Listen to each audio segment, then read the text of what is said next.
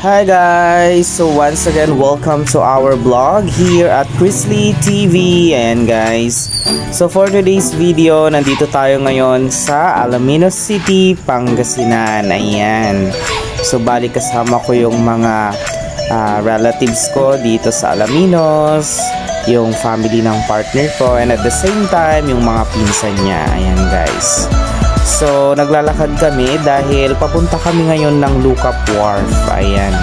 So, sa mga hindi po nakakaalam, dito po sa Barangay Lookout, dito po matatagpuan ang home of the 100 Islands, specifically the barangay. Ayan. Kasi nandito din yung pinagmamalaki nilang Lookout Wharf. Ayan. So, kung saan nandito rin yung kanilang tourism office and also yung mga different transients, staycation na gusto mong pag-stayhan pagka gusto mong i-visit ang 100 Islands. Marami rin ditong restaurant guys, kabilaan actually, and also kapag may kilala ka, makaka-discount ka, and at the same time kung marami kang friends dito, ayan, pwede ka nilang actually i-tour ng libre lang. Ayan guys. So yung paglalakad namin mula doon sa bahay hanggang Lookout Wharf, siguro mga ano lang, walang 20 minutes. And then ito, isa siya sa mga malapit po sa wharf na transient house. Ayan, so mga bilihan naman niya ng pasalubong. Okay, and then marami pa po ditong pwedeng pag-stayhan. Ayan po. So, yung parking area naman dito sa sa Lookout Wharf ay maluwag. Ayan. Kaya kahit na marami ang turista dito sa 100 Islands, kumakasya naman. And dito, another transient house. Ayan. So, pwede ka dyang magstay. And then, may mga restaurant din dito, guys. Ayan ang tourism office nila. So, dyan ka mag-inquire pag gusto mong mag-island hopping. Ayan. So, isa to sa mga sikat na restaurant dito, Island Tropic. Ayan.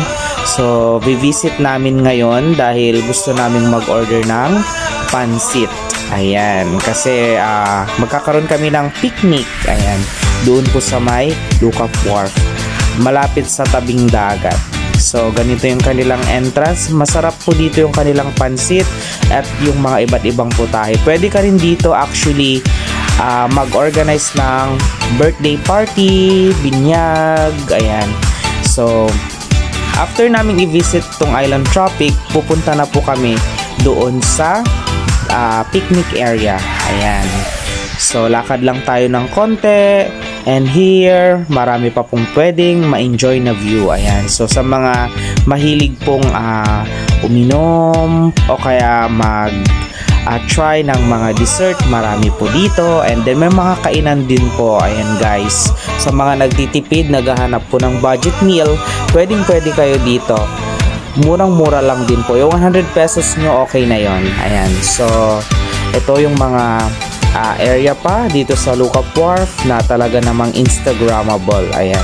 So sa mga turista na nanggagaling po dito, masaya po sila kasi talagang nasa-satisfy yung kanilang pag-stay dito sa 100 Islands. Ayan. So may mga ganyan, tapaking, budget meal, and then ayan, mga tables na kung saan pwede kang magstay. Ayan po, may mga upuan, souvenir shop, ayun. And here, diba? Saan ka pa? Ayan po, so picture taking, of course, hindi makakalimutan yan pagka nag-visit ka dito. At ayan ang kanilang updated na Welcome 2023 100 Islands. So yan ang kanilang playground. So sa mga my kids, pwede po din kayo dito, walang bayad yan, libre lang. Ayan po. So napakarami po ng slide. Ayan, talagang mag-enjoy ang buong family. Ang best time to visit 100 Islands ay talagang umaga kasi hindi pa masyadong maaraw, and then hapon. Ayan, so marami dyang nagpi-picnic, nagfa-family bonding, and at the same time talagang sulit na sulit yung bakasyon, lalong-lalo na kapag kasama ang family. So sa mga daan, may mga nagbebenta din po dyan ng yung lagayan ng phone pagka gusto mong mag-island hopping, mga sombrero. Ayan. So, talagang kompleto na, nandito na lahat. Pero kung may dala ka, much better para hindi ka na mapamahal. And dito naman, meron tayo ditong mga street food. Ayan. So sa mga mahilig dyan sa street food, meron din tayo dito. Meron silang siomai, meron silang kwek-kwek, meron silang siopaw, meron silang burger, meron silang atay, and whatsoever. Yung nakasanayan na nating kainin ng mga street food. So meron kaming friend dito, si RV. So shout out kay RV, thank you so much sa pag-discount sa amin pag bumivisit kami sa store mo dito. Ayan, so meron silang bentang mais, nilalagyan nila yan ng condense. So napakasaya at napaka enjoyable talaga ng moment dito. Yung 500 pocket money mo, marami ka nang mabibili. Ayan guys, so may may mga shake din dito guys, mga inumin, footlong, ayan, mga souvenirs. So mas maganda kung mag-canvas ka rin, kasi minsan may mga mahal, pero yung iba naman ay talagang yung totoong presyo yung binibigay. And then talagang mabusisi din yung paggawa ng kanilang mga souvenir, kaya intindihin din natin sila kung bakit minsan mahal po yung souvenir. So sa mga mahihilig po sa street food, shout out sa inyo. So bali ito nga pala yung in-order namin. Ayan po, so nag-order kami ng buy one take one na footlong. Ayan guys, so dahil malapit na pong magdilim, ayan, so kailangan na nating umuwi dahil bukas pupunta tayo ng resort. Meron kasi ditong resort sa Alaminos, kung saan 100 pesos lang yung kanilang entrance fee. So this time papunta na tayo doon. Ayan, so maaga kaming gumising, and then travel lang mula sa bahay hanggang papuntang resort, siguro mga around 20 to 30 minutes. Ayan po. So bali magkakasama kaming lahat na mga family, and then may enjoy mo dito yung view ng rice field. Ayan, so kung talagang gusto mong mag-relax, yung resort na pupuntahan namin ay talagang malapit lang siya sa mga rice field, and marirelax ka talaga. So here, papunta na tayo sa pinakaloob ng resort. So nakapasok na tayo. Yung per person nila dito is 100 pesos. Yung kanilang cottage ay 500 pesos. So tignan nyo naman, sulit na. Maganda yung kanilang pool, and then maganda rin yung kanilang budget table, and then meron din silang budget kubo. So meron silang kiddie pool, meron din silang adult pool. And kung makikita nyo guys, ayan, may pangalan nito, pwedeng pagsilungan habang nagsiswimming din. So sa mga mahilig mag-swimming, ayan, so punta na kayo dito sa Oxfield. Ayan, so dito lang po yan sa hindi lookup actually, may daan lang, but you can ask naman, basta malapit lang ito sa lookup, and then may shortcut papuntang Oxfield. Ayan, so sa mga taga-Alamanians na hindi pa po alam yung resort na to, pwede nyo po itong i-visit. Ayan, napakaganda po nung kanilang resort. 100 pesos per head. At ang alam ko, pagka 3 years old pa baba, walang binabayaran, free. And then wala din sila ditong corkage fee.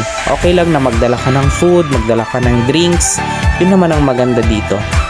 Ayan guys, so tara at itutour ko kayo. Papakita ko sa inyo yung mga pwedeng pagpapicturan. Ayan guys, so actually dito meron tayong playground. Ayan po, ayan, may kubo dyan. So sa mga may kids, pwede kayo dito. Wala pong bayad to, free to use na to. Yun lang, wala silang free wifi. Ayan, pero suma total maganda po yung kanilang resort. Ayan, napakalinis po, at higit sa lahat marami ding tanim na mga halaman. So yung mga plantito-plantita, ayan, actually ma-enjoy nyo yung mga tanim nilang mga halaman dito guys. Talagang napakarami. Malay mo, pwede ka pang humingi, di ba? Pero sa case ko, syempre kahit na plantito ako, hindi na ako humingi kasi nakakahiya. So ito yung kanilang pool. So tignan nyo naman po guys, meron silang slide. Ayan po, may pang kids, and then meron ding pang adult. So diretso lang natin. Ayan po, so medyo maraming tao ngayon dahil weekend, alam nyo naman. Pero pag Monday to Friday halos walang tao. Dito kasi talagang napakaraming tao ngayon dahil Sabado at Linggo, guys. Ayan. So yan ang kanilang registration area. So bayad ka lang dyan. And you know what, guys, dito napakabait nung mga staff, kasi pag may mga nakalimutan kang gamit, pwede kang humiram basta't ibalik mo. And one thing more, ayan, meron sila ditong parang conference hall. So sa mga gustong mag-conduct ng seminar, mag-conduct ng talk, ayan, so pwede po dito kasi meron silang parang malaking conference hall. Ayan, guys. So actually, pwede din to sa wedding. Pagka gusto mong mag-resort wedding, pwede ito. Ayan, guys, yung kanilang parang hall. Okay? So maluwag din. Ayan. Syempre kung magaling yung organizer mo ng event, talagang mapapaganda niya yan. And at the same time, feeling ko may free use or free access po ng pool once na inoccupy nyo po yung buong resort. Ayan, so kumbaga exclusive yon sa inyong lahat. Ayan, guys. So yan ang kanilang kubo, yan ang kanilang adult slide. So tara, puntahan natin yung taas para ipakita ko sa inyo yung overlooking view na rice field. Ayan, so let's go. Taas lang tayo. And then here we are. Ayan po yung kanilang napakagandang view dito po sa adult slide. Ayan, so yan ang yung mai-enjoy, mga kubo nila. Ayan po. So ito na yung kabuuan ng resort, guys. Ayan yan kanilang pool. Ayan po, napakalinaw, napakalinis, napaka-organized, may naglilinis pa. Feeling ko every hour merong naglilinis ng pool. Ayan. So talagang mini-maintain nila yung cleanliness ng kanilang resort. Kaya shout out sa lahat ng staff ng Oxfield, mabuhay po kayo. And sana pagbutihan nyo pa po yung trabaho nyo para marami pang customers yung dumalaw sa inyong napakasimple pero napakagandang resort. Ayan, guys. So pwede ka rin mag-volleyball actually. So ayan, guys.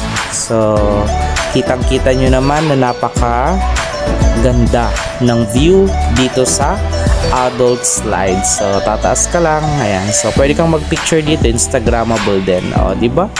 Napakalinis ng pool. Ayan. And then, yan yung kanilang mga kubo. Ayan, mura lang po yung mga kubo nila dito. May 500. Tapos, ang alam ko yung table nila around 300 pesos. So, ayan, guys. Okay. Ayan yung kanilang conference hall. Baba na tayo. Let's go. Dahan-dahan lang. Baka madulas. Okay.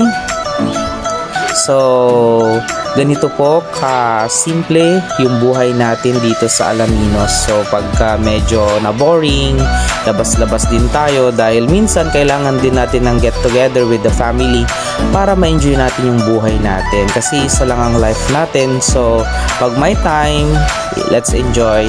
And pag busy, of course, kailangan ingatan din ang sarili. Ayan, so thank God kasi meron tayong time ngayon para makapag-bonding tayo. Ayan.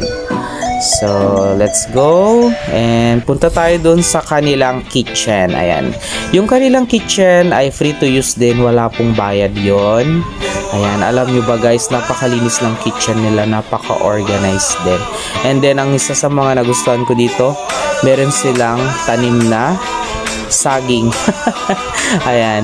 So, bakit? Kasi pag gustong mag-budol fight, ayan, pwede kang kumuha dyan ng saging. Ayan. So, si ate, kasama namin. Ayan, si ate Urang. Nagigrill siya ng bangus, ng talong. So, yan yung aming baon. And then, si mother. So, ayan po. Ayan, ito ang ating family. So, mga pinsan, ang mga tita, ayan. So, kasama namin sila. So, thank God dahil may time tayo para makapag-bonding. At dito ang kanilang registration area. Dito ka pwedeng humiram kapag may nakalimutan kang gamit. Ayan, guys. So, dito naman tayo. Papakita ko sa inyo yung kanilang parking area. Ayan. So, maluwag po yung kanilang parking area. Kaya pag may mga car yung mga sponsor nyo sa kasal, halimbawa lang Mara, malawak po yung kanilang parking area. Tara guys, ito yung kanilang parking area. Ayan. So diretso po yan. O diba? Kaya kahit na nakabus pwede. So thank you for watching. Enjoy!